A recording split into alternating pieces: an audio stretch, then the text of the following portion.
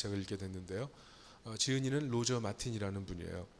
세계에서 가장 영향력 있는 경영학 교수 10명 중에 한 명으로 손꼽히는 분입니다. 이 책의 내용은 그거예요. 디자이너가 어떤 디자인을 할 때 디자인의 대상보다는 그 디자인을 사용하는 소비자의 그 니즈를 파악하는 것이 더 중요하다는 거죠.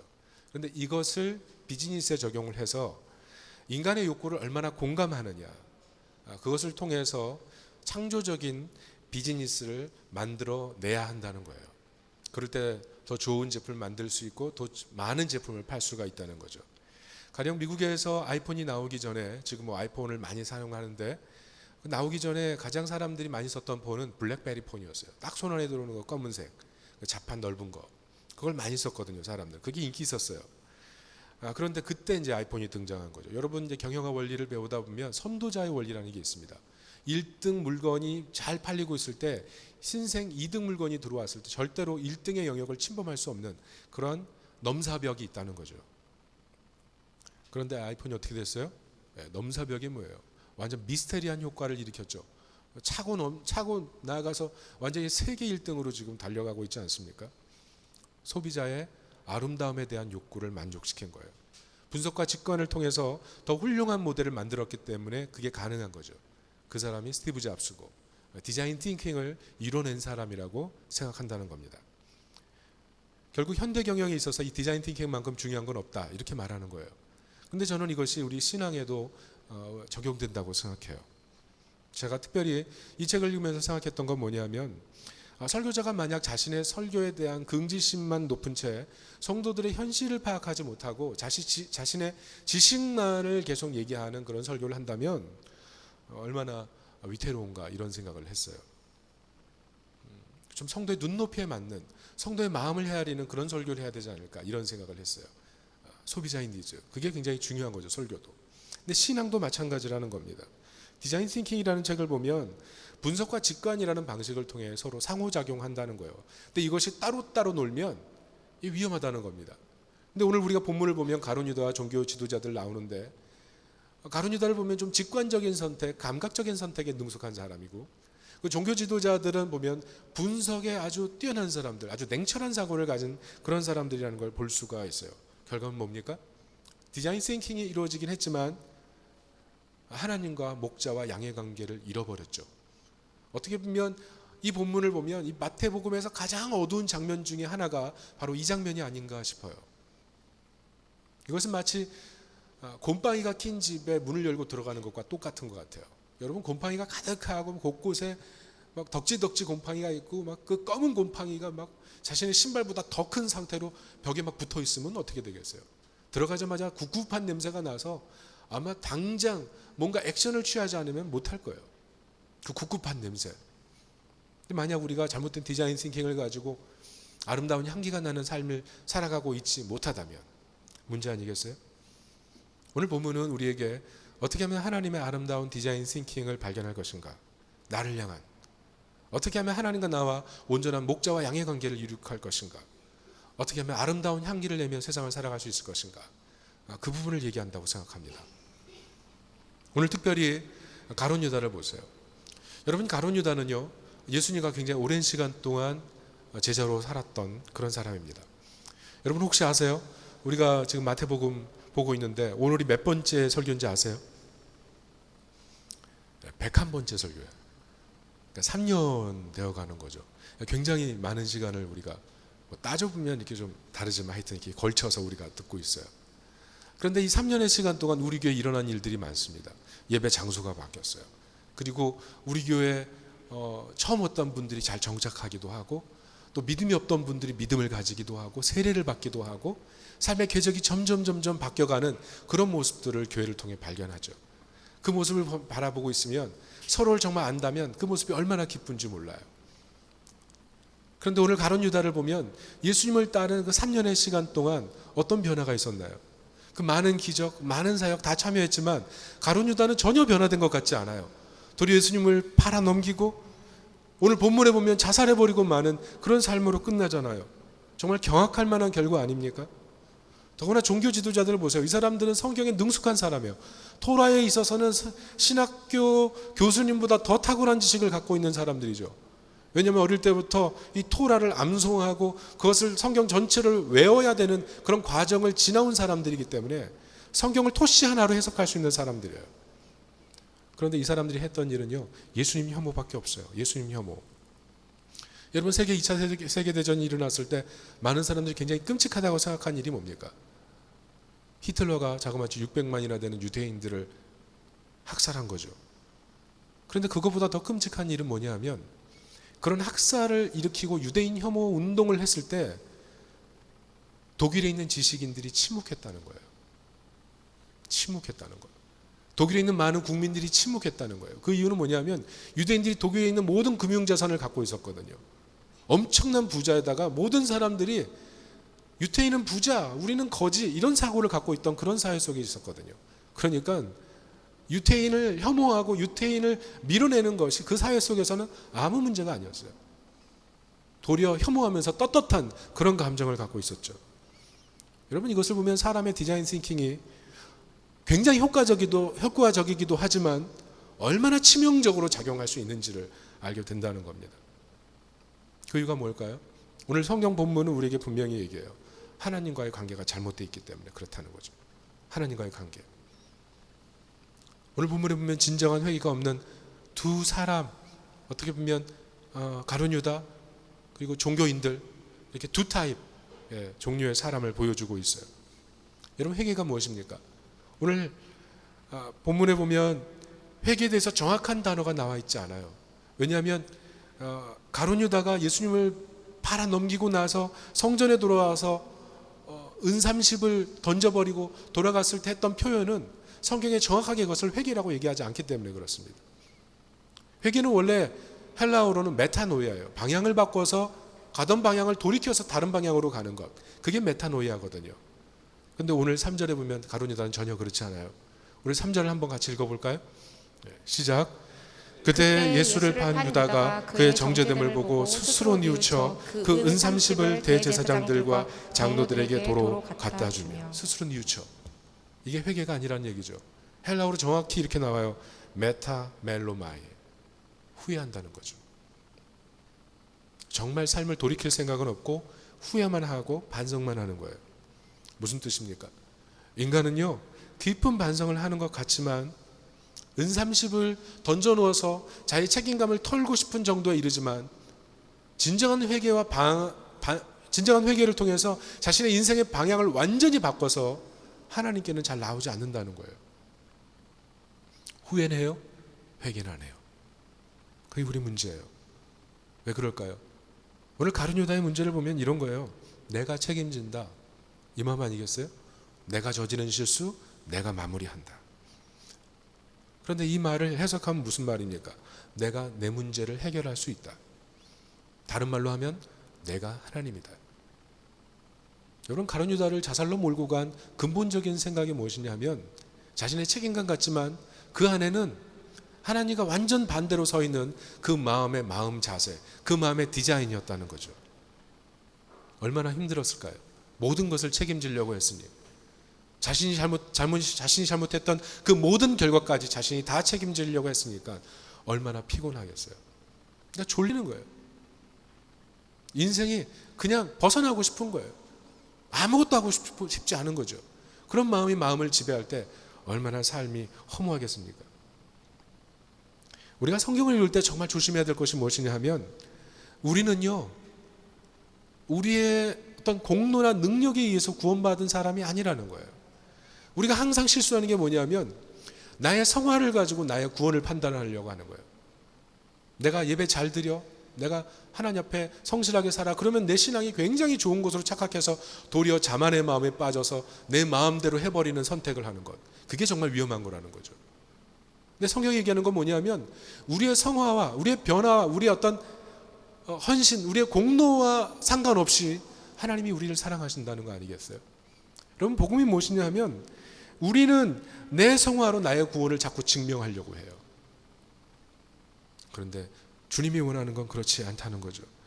신앙의 핵심은 나를 대신하여 죽으신 예수님의 공로로 내가 구원받았다는 거예요. 여러분, 신앙생활 방황하는 사람들 굉장히 많아요. 근데 그 중심에 뭐가 있냐면 나는 왜 이 교회 다니면서 온전히 헌신하지 않을까? 왜 교회 다니면서 똑같은 죄를 반복할까? 나는 하나님이 버린 사람은 아닐까? 내가 이렇게 교회 다니는 것은 어떻게 보면 위선은 아닐까? 자신의 성화를 가지고 자신의 신앙을 계속 판단하기 때문에 결국 딜레마에 빠져버리는 거예요. 내가 신앙 가져봤자 아무것도 아니구나 이런 생각을 하게 되는 거죠. 제 말이 이해가 되시나요?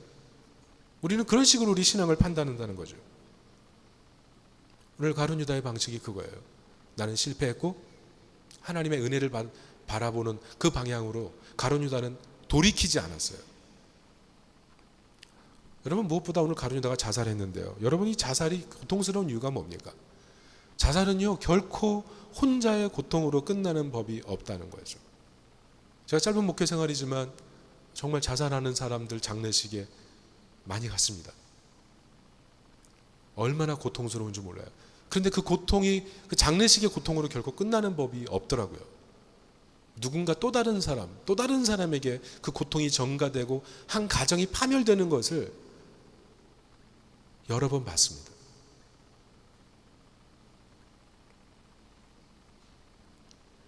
여러분, 혹시라도 이 자리에 나의 인생의 어떤 성과나 자신이 지나온 길을 바라보면서 그 길에서 고통받고 있는 분들이 있다면 절대로 그 고통을 내가 해결해야 될 내 문제로 바라볼 것이 아니고 주님께 맡겨서 주님 도와주십시오 그 마음으로 주님께 외치고 마음의 평안함을 얻는, 그래서 다시 인생을 살 수 있는 그 힘을 얻는 하나님 백성이 되시기를 예수님의 이름으로 축복합니다. 문제는 오늘 본문에 보면 이 종교인들도 메타노이아가 없다는 거예요. 어떻게 합니까? 선으로 자신의 치적을 쌓으면서 자신은 괜찮은 사람인 걸로 계속 포장만 하고 있죠. 오늘 6절 7절 같이 한번 읽어보겠습니다. 시작. 대제사장들이 그 은을 거두며 이르되 이것은 핏값이라 성전고에 넣어둠이 옳지 않다 하고 의논한 후 이것으로 토기장의 밭을 사서 나그네의 묘지를 삼았으니. 무슨 말이에요? 이것은요 은30에 예수님이 팔렸다는 사실을 이미 예레미야 선지자가 얘기하고 있었다는 것을, 이것이 성취됐다는 것을 얘기해 주고 있는 거예요. 또 다른 본문인 스가랴서 11장 13절에는 더 정확하게 얘기해요. 같이 한번 읽어볼게요. 시작. 여호와께서 내게 이르시되 그들이 나를 헤아린 바 그 삭슬 토기장에게 던지라 하시기로 내가 곧 그 은 30개를 여호와의 전에서 토기장에게 던지고. 자, 여기서 우리가 깜짝 놀랄 것을 발견하게 되죠. 분명히 구약에 나온 예언 토기장의 밭을 은 30에 사는 그 사건이 묘사되어 있단 말이죠. 그런데 성경을 너무나 잘 아는 이 종교 지도자들은 은 30을 받고 토기장의 밭을 사면서 전혀 이 사건이 구약의 사건이 성취되는 그 자리인 줄은 깨닫지 못하고 있는 거죠. 자신이 죽이려고 하는 그 대상이 예수 그리스도 메시아라는 사실에 대해서 전혀 마음에 느끼고 깨닫지 못하고 있다는 거죠. 정말 문제 아니겠어요? 오늘 우리가 아무리 예배드리지만 예배 속에서 하나님의 임재와 영광을 보려고 겸손하게 나와 있는 사람과 그냥 예배 자리에 형식으로 앉아서 오늘 무슨 얘기 하나 정도로 들으려고 하는 사람과는 그 마음의 태도와 결과가 달라질 수밖에 없는 거죠. 여러분, 특별히 여기 종교인들이 나그네 묘지를 샀던 이유가 뭡니까? 그들이 뭐 착해서 그런 거예요? 아니에요. 오늘 4절을 보세요. 가룟 유다를 향해서 오늘 4절에 뭐라 그러냐면 네 고통, 네 잘못 네가 책임져라 이렇게 얘기하고 있거든요. 내가 당해라, 내가 당해라. 무슨 말이에요? 후회할 일 하지 말았어야지 이런 얘기하는 거예요. 저는 이걸 보면서 굉장히 잘못된 결벽증이라고 생각해요. 이 사람들은 누군가의 잘못을 책망 잡고 흠을 잡는 데는 아주 능숙한 사람들이에요. 그런데 타인의 허물을 보면서 그렇게 혐오하면서 자신의 허물과 자신의 무지에 대해서는 결코 반성하지 않는다. 결코 회개하지 않는다는 거죠. 특별히 오늘 가룟 유다가 얼마나 고통 가운데 있습니까? 스승을 팔아넘기고 이제 예수님 말씀하신 대로 예수님 죽는 자리로 가는 걸로 결정되고 있잖아요. 그 자리에 자신이 마지막 티핑 포인트를 만들어낸 거잖아요. 자신이 은30에 예수님 팔았기 때문에 이 모든 결과가 온 거잖아요. 그제서야 깨닫는 거죠. 그런데 그 고통을 보면서 종교 지도자들은 아무 관심이 없는 거예요. 오직 자기 목적, 예수님을 죽이려고 하는 그 목적이 성취됐다는 것 때문에 그냥 아무 생각 없는 그들의 모습을 보면서 여러분은 어떻게 생각합니까? 한 손으로는 칼로 누군가를 찌르고 한 손으로는 나그네의 밭을 사서 사람들에게 좋은 평판을 얻으려고 하는 그 모습, 얼마나 이율배반적이고 얼마나 잔인해요. 소름 돋지 않습니까? 이것이 사단이 일하는 방식이에요. 신앙생활 잘하지만, 예배 잘 드리지만 가짜예요.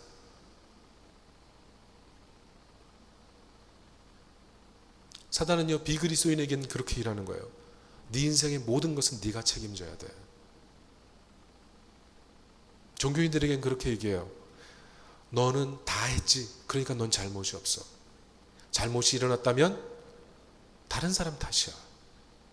그렇게 말하는 거예요. 여러분, 특별히 오늘 이 종교인들이 만들어내는 결과는 뭡니까?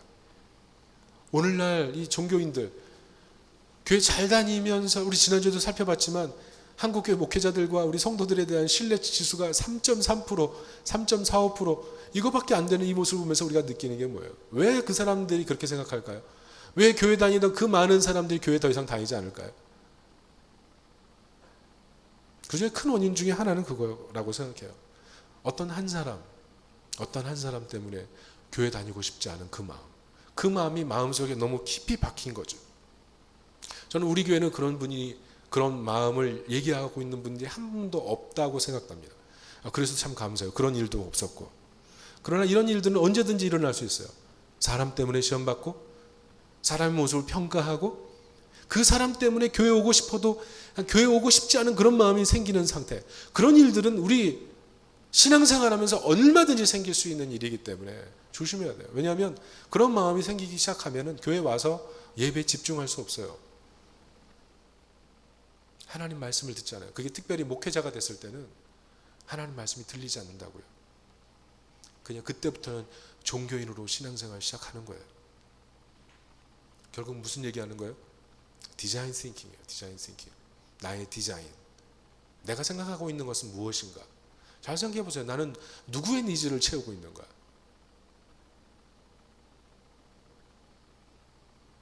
자, 그렇다면 우리는 어떻게 하면 좀 더 나은 디자인 싱킹을 할 수가 있을까요? 어떻게 하면 나의 니즈에 맞춘 신앙생활, 나의 니즈에 맞춘 인생의 방향을 사는 것이 아니고 정말 하나님이 원하는 그런 니즈에 맞게 인생을 살 수 있을까요? 저는 핵심이 4절이라고 생각해요. 오늘 핵심 4절 뭐라고 그러죠? 내가 당하라. 전 여기에 핵심이 있다고 생각해요. 이게 무슨 말입니까? 성경이 말하고 있는 숨은 의미가 뭐예요?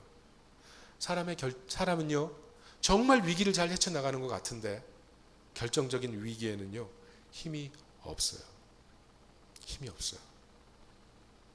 해결 못할 문제 앞에서는요, 자신의 신앙이 정말 뽀록납니다.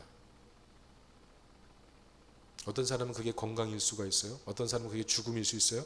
어떤 사람은 그게 돈일 수 있어요. 하나님 실망했어요. 여러분, 근데 중요한 게 뭐예요? 하나님의 마음을 알아가는 거예요. 하나님의 디자인 싱킹. 그 하나님의 디자인 싱킹으로 살아가려고 하는 그런 마음을 가질 때 사실은 우리는 벗어날 수 있거든요. 참 제가 설교를 준비하면서 마음에 와닿았던 감동이 되는 말씀이 고린도전서 10장 13절이었는데요. 우리 같이 한번 찾아서 읽어봤으면 좋겠습니다. 같이 읽어봅시다. 시작. 사람이 감당할 시험 밖에는 너희가 당한 것이 없나니 오직 하나님은 미쁘사 너희가 감당하지 못할 시험 당함을 허락하지 아니하시고 시험 당할 쯤에 또한 피할 길을 내사 너희로 능히 감당하게 하시느니라. 여러분, 우리 인생을 뒤돌아봤을 때 내가 감당할 수 없는 시험의 자리에 있었던 분들 뒤돌아봤을 때 믿음으로 언젠가 그렇게 고백하게 되죠. 하나님의 숨은 뜻이 있었구나. 여러분, 실제로 우리 삶의 문제가 언제 크게 되냐 하면 내가 하나님과 좀 더 교제를 깊이 했더라면 지금 이런 일이 일어나지 않았을 텐데 라는 그 지점이에요. 하나님과의 교제. 나의 디자인 싱킹이 잘못된 것도 있어요. 그러나 근본적으로 잘 들여다보면 하나님의 디자인 싱킹으로 내 삶을 그대로 바라보지 못한 그 모습이 사실은 우리로 하여금 하나님과의 거리를 만들고 우리 삶의 진실로 우리가 누릴 수 있는 많은 것들을 누리지 못하게 하는 그런 것들도 있다는 것입니다. 어떤 목사님은 이것을 갖다가 뭐라 그랬냐면 냄새라고 표현하더라고요. 냄새. 여러분, 담배 피는 사람들은요, 그 곁에 가면 담배 냄새가 납니다. 저 같은 사람은 굉장히 후각이 발달한 사람이거든요. 지나가면 냄새가 다 나요. 술집에서 이렇게 찌든 냄새 갖고 사는 사람들이 있거든요. 그 옷에 술집 냄새 나는 사람들이 있어요. 제가 어떻게 하냐고요? 저도 20대 때 가봤어요. 냄새 있어요. 여러분 게임방, PC방 냄새 있어요? 우리 아이들에게 잘 나는 냄새? 다 알죠? 이런 것처럼 여러분 우리 삶에서 내 디자인으로 살아가는 사람은요 반드시 냄새가 나요. 그 냄새가 있다고요. 그래서 현대인들이 찾아가는 그 자신의 그 문제를 해결하는 디자인 싱킹이 뭔지 아세요? 가리는 거예요. 향수 뿌리고 위장하고 위선하고 자기가 괜찮은 사람인 것처럼 포장하고. 제가 최근에 목도리, 배용준 목도리 매는 법을 배웠습니다. 저희 교회 어떤 자매가 제가 목도리 대충 하고 지나가니까 목사님 곰돌이 같아요 이렇게 얘기했어요. 그래서 곰돌이? 그리고 제가 거울을 보니까 제가 너무 뚱뚱한 거예요. 너무 그냥 아저씨 같이 하고 다니는 거예요. 그래서 배용준 목도리 매는 법을 배워서 배용준 목도리를 하고 저희 가족 앞에 나타났어요. 어떠니? 얘들아 배용준 목도리야. 그랬더니 얘기를 안 하더라고요. 근데 저희 아내가 한마디 했어요. 여보 당장 벗어 이렇게 얘기했어요. 그래서 궁금하잖아요. 뭐 벗을 수 있는데 왜 그렇게 말하느냐고 얘기했어요. 그랬더니 당신은 목이 너무 두꺼워서 목도리를 매면 얼굴이 더 커 보여 이렇게 얘기를 해요. 여러분 제가 얼굴 큰 건 여러분 다 아시잖아요. 제 열등감 중에 하나인데 여러분 제가 뭐 웃으라고 한 얘기는 아니에요. 그렇지만 사람들은 다 그렇다는 거죠. 자신의 삶의 핸디캡이 되는 부분에 있어서는 철저하게 가리고 싶고 다른 사람에게 더 멋지고 더 괜찮은 모습으로 보여주고 싶은 것이 사람의 마음이라는 거죠. 그런데 문제는 뭐예요? 그것이 언젠가 들통나고 그것으로 완전히 가려지지 않는 그 지점이 있다는 거죠. 우리 신앙생활 하는데 사실 신앙이 좋지 않은 게 들통날 때 가장 부끄럽고 하나님 앞에서 온전히 서서 예배드리지 않았다가 하나님의 깊은 임재를 통해서 내가 그동안 얼마나 하나님 앞에 잘못했는가를 깊이 깨달으며 통곡하게 되는 것처럼 어느 순간 당혹하게 되는 그 지점이 생긴다는 거죠. 그런데 결국 그 이유가 뭐냐면 하나님과의 관계라는 거예요. 그 관계가 제대로 세워지지 못할 때 우리는 결국 자기 디자인으로 인생을 살아가게 되는 거죠. 그것에 대해서 성경은 분명히 민수기 32장 14절에 이렇게 얘기하고 있습니다. 공동체 성경 읽기 같이 하시잖아요. 그 제가 읽은 은혜 받은 본문이에요. 같이 한번 읽어보겠습니다. 시작. 보라 너희는 너희의 조상의 대를 이어 일어난 죄인의 무리로서 이스라엘을 향하신 여호와의 노를 더욱 심하게 하는도다. 여기서 뭐라 그러는 거예요? 하나님께서 모세에게 하는 말이 뭐냐면 너희는 내가 애굽에서 구원해낸 200만 사랑하는 내 백성이다. 그런데 너희는 조상 때부터 계속 범죄한 죄인의 무리에 불과했다는 거예요. 너희들을 가나안에 들여보낼 이유가 전혀 없다. 여러분 생각해 보세요. 애굽에서 출애굽하기 한 뒤에 얼마나 많은 기적을 경험했습니까? 근데 기적을 경험한 뒤에 그 사람들이 했던 건요, 하나님을 순종하는 게 아니라 도리어 하나님을 불순종하는 거였잖아요. 뼛속 깊이 죄인이라는 거죠. 여러분 책임감이 굉장히 좋은 겁니다. 그런데 그 책임감 때문에 하나님이 있어야 될 자리를 자기가 차지하고 있을 수 있어요. 어떤 사람은 하나님 앞에 내가 참 선택받은 백성이라는 얘기를 굉장히 좋아해요. 그 얘기 많이 듣고 싶어 해요. 그런데 삶은 전혀 의롭지 않아요. 여러분 한쪽은 하나님을 찾지 않아도 잘 살 수 있다고 생각하는 게 문제고요. 한쪽은 하나님을 찾아야 잘 살 수 있다고 얘기하지만 전혀 바르지 않아요. 도리어 그 사람 때문에 신앙생활에 장애물이 될 수가 있어요. 디자인 싱킹의 문제인 거예요. 여러분 비그리스도인을 보세요. 천국을 원하거든요. 인생의 천국을 원해요. 근데 하나님 원하지 않아요. 우리 성도님들 보세요. 자기 인생에 기적이 일어나길 원하잖아요. 그런데 하나님 원하지 않아요. 정말 하나님 원하십니까? 여러분 하나님께서 책임져 주시는 인생보다 내가 책임감 있는 사람이라는 얘기 듣고 싶어 하잖아요. 하나님께서 고결하게 해주신 인생이라기보단 내가 고결한 인생으로 살아가기를 원하잖아요. 오늘 그게 본문이에요. 오늘 본문에 보면 내가 책임감 있는 사람, 내가 고결한 사람이 되길 원하는 그런 사람들이 그려져 있는데 이 사람들 보면서 우리 본문을 통해서 아무런 향기를 맡지 못해요. 도리어 곰팡이 냄새 같은 냄새를 맡죠. 이 본문을 적용해 보면 뭐예요? 여기 있는 사람들이 내 모습이에요, 사실은. 그렇게 인생을 책임감 있게 살려고 하고 인생을 고결하게 살려고 하지만 그 모습을 통해서 도저히 향기가 나지 않는 사람, 가정에 들어가서 사랑스럽지 못하고 직장에 들어가서 선한 영향력을 미치지 못하는 그 내 모습, 오늘 본문의 모습이 사실 내 모습이라는 사실을 우리가 인정해야 된다는 거죠.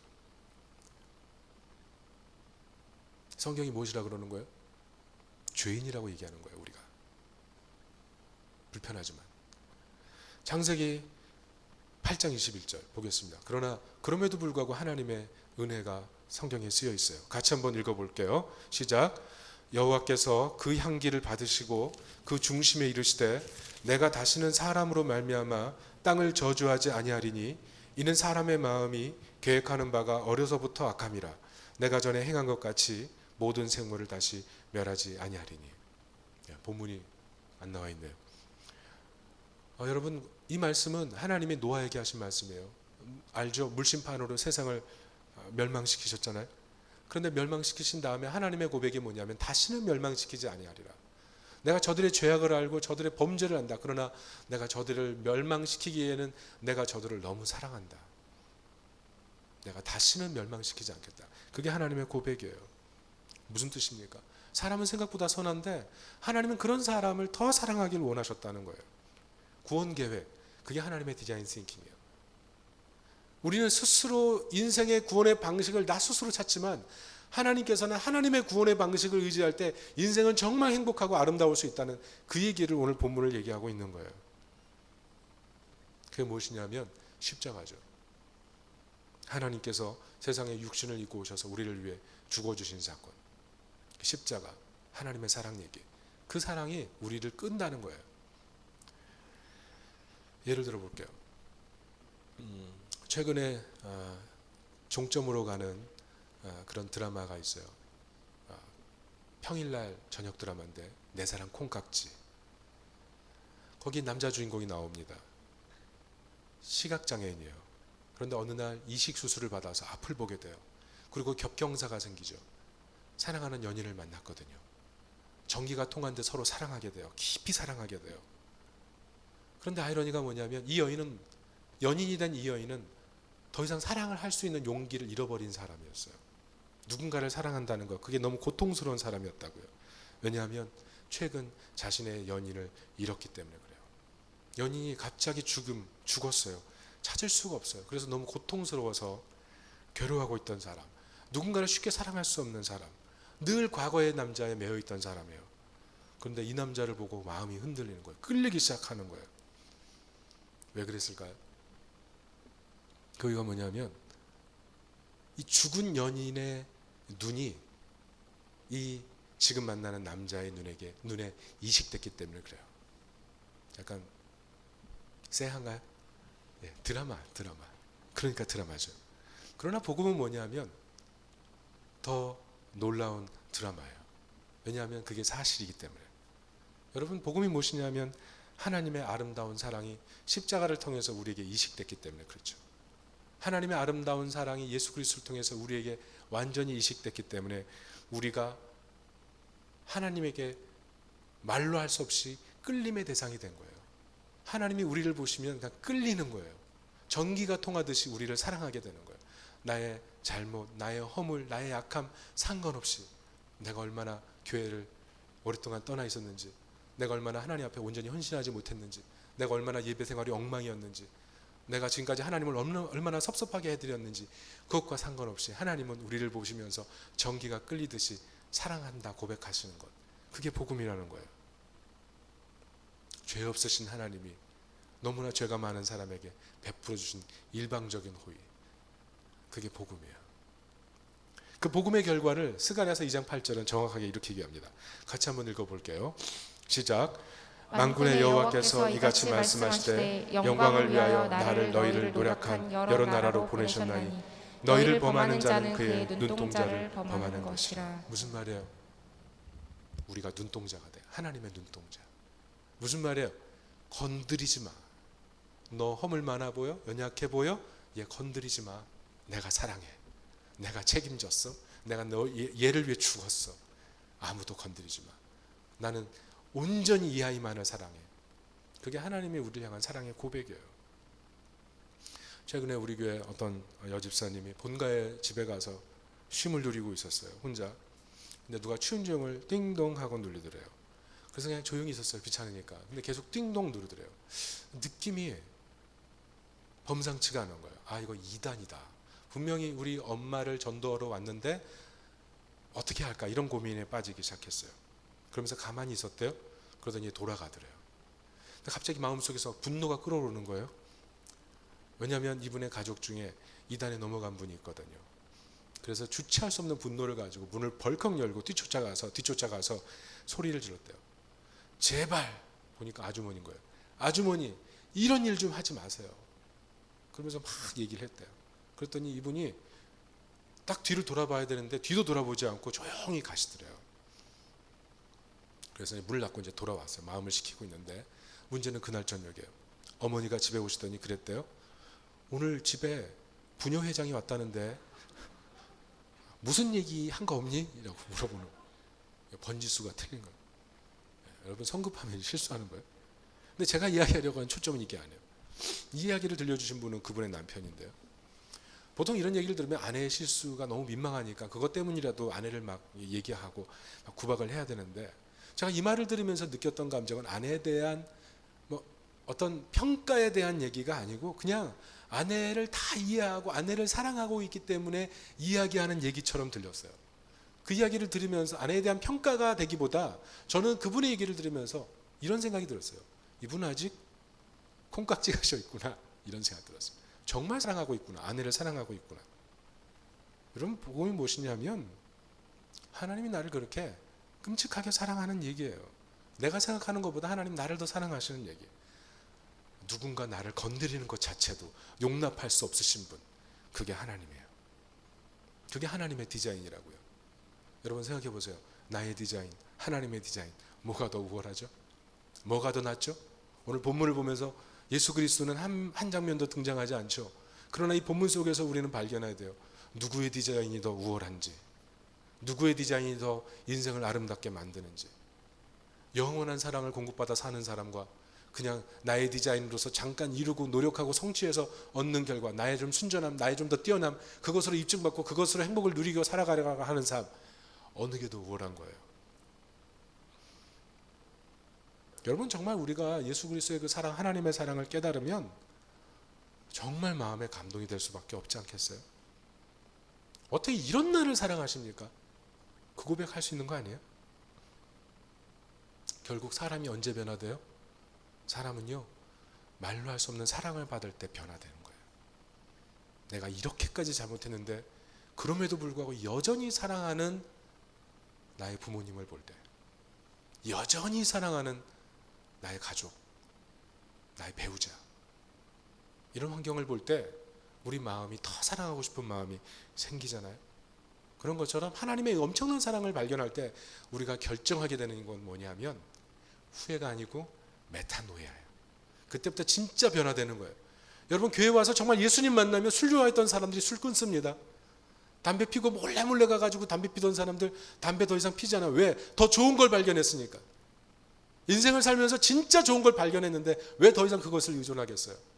옛날엔 세상 쾌락, 세상 재미, 세상 즐거움, 그게 인생의 전부라서 밤을 새면서 그 일하면서 그 다음날 그냥 눈 뻘개져서 학교 가거나 출근하고 이러는데, 천국을 살면서 누리고 있는데 뭐하러 그것을 더 하겠어요?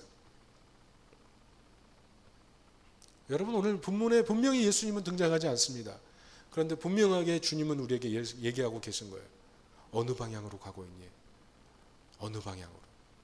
잘못된 방향으로 가고 있다면 돌이키라는 거예요. 잘못된 것을 의지하고 있다면 의지할 대상을 바꾸라는 거예요. 세상의 냄새에 찌들어 있다면 이제는 진정한 사랑의 대상이신 주님께 나아가서 주님의 향기로 인생을 살아가라. 오늘 그 도전을 우리에게 하시는 줄 믿습니다. 여러분, 세상적으로 성공했던 사람이 성경에 나와요. 다윗이죠. 다윗처럼 성공한 사람 있나요? 엄청난 재물을 소유하고 수많은 여성들과 수많은 신하들로부터 추앙을 받고, 그리고 한 나라의 왕으로서 왕좌에 앉아서 세상을 통치하잖아요. 그런 사람, 이 사람만큼 성경에 아주 입지전적인 인물로 기록되어 있는 사람 별로 없죠. 사고도 쳤고 그렇지만 하나님께 무한한 용납을 받고, 모두 다 다윗을 추앙하잖아요. 그런데 다윗의 마음속에 있는 궁극적인 마음이 뭔지 아세요? 그게 시편 27편 4절의 말씀이에요. 우리 같이 한번 읽어볼게요. 시작. 내가 여호와께 바라는 한 가지 일 그것을 구하리니 곧 내가 내 평생에 여호와의 집에 살면서 여호와의 아름다움을 바라보며 그의 성전에서 사모하는 그것이라. 여러분, 자기가 누리는 그 모든 것보다 하나님이 성전에서 내게 주시는 그 은혜, 그것이 인생의 최고의 기쁨이 됐다는 거예요. 세상 어떤 것도 나를 더 이상 만족시킬 수 없다. 내 인생을 가장 행복하게 만드는 것은 오직 하나님의 은혜다. 그래서 그 다윗의 평생의 꿈이 성전의 문지기로 사는 건 아니었습니까? 사랑하는 성도 여러분, 우리의 꿈은 뭔가요? 우리 마음속에 있는 디자인은 뭔가요? 저는 이 다윗의 고백이 우리의 고백이 되기를 원합니다. 하나님의 사랑을 깨닫고 복음을 깨닫고 하나님의 영광을 보기 위해서 성전에 나온 그 마음, 우리 안에 그 마음이 임하기를 축복합니다. 그래서 그리스도의 향기가 나서 주변 사람들이 소망을 가지게 되는, 저 사람 보니까 정말 내 인생에 내가 지금까지 살아왔던 방식이 잘못됐고 저 하나님의 디자인으로 사는 저 사람을 보니까 내가 정말 그런 삶을 살아야 되겠다고 결심하게 만드는 그런 사람이 됐으면 좋겠습니다. 프레드릭 와츠 희망이라는 그림을 하나 보여드리고 오늘 말씀을 마무리하려고 합니다. 프레드릭 와츠의 희망이라는 그림이에요. 이 그림을 보면 앞을 보지 못하는 여인이 나와요. 얼마나 불행해요. 그런데 옆에 비파를 켜고 있어요. 비파는 원래 7줄이에요. 그런데 지금 한 줄밖에 남아있지 않죠. 어떻게 보면 이 여인이 처한 상황은 가장 큰 절망의 상황이에요. 어떻게 한 줄 가지고 연주하겠어요? 그런데 이 화가가 그려놓은 걸 보면 이 비파를 켜고 있는 이 여인에게 비춰주는 아름다운 빛이 있다는 거예요. 광채가 있다는 거죠. 그래서 이 여인이 비록 앞을 보지 못하고 비파가 한 줄밖에 남지 않은 상태에서 비파를 연주하고 있음에도 불구하고 이 프레드릭 와츠는 이 여인에게 임한 이 광채를 보여주면서 이것이 얼마나 놀라운 일인가를 보여주는 거예요. 이게 소망으로 사는 사람의 힘이라는 거죠. 여러분, 오늘 본문을 보면요, 소망을 발견할 수 없어요. 가룟 유다를 보면서 무슨 소망이 있어요? 종교 지도자들을 보면서 무슨 소망이 있어요? 우리가 세상을 살아갈 때 발견하는 건요, 매 순간 희망이 없다는 거죠. 그것을 보면서 많은 사람들이 어떻게 보면 이 가룟 유다와 같은 그런 마음으로 살아갈지도 몰라요. 피곤하고 지쳐있고 끝내버렸으면 좋겠고. 그런데 오늘 본문에서는 등장하지 않는 인물 그리스도를 통해서 우리가 정말 인생에서 마지막까지 붙잡아야 될 희망이 무엇인지를 알려주고 있는 거예요. 여러분, 우리가 정말 인생에서 어떤 절망을 당할지라도 진정한 희망 대신 예수 그리스도를 붙잡고 있다면, 그 예수 그리스도를 붙들고 마지막 비파 한 줄을 남고 연주하고 우리 삶에 앞이 보이지 않고 여러 가지 많은 장애가 덮친다 할지라도 하나님의 사랑이 이식되어 우리 마음속에 그 사랑으로 살아갈 수 있다면 거기서 우리의 소망이 출발할 줄로 믿습니다. 그런 소망을 가진 하나님의 사람이 되기를 예수님의 이름으로 축원합니다. 아멘. 우리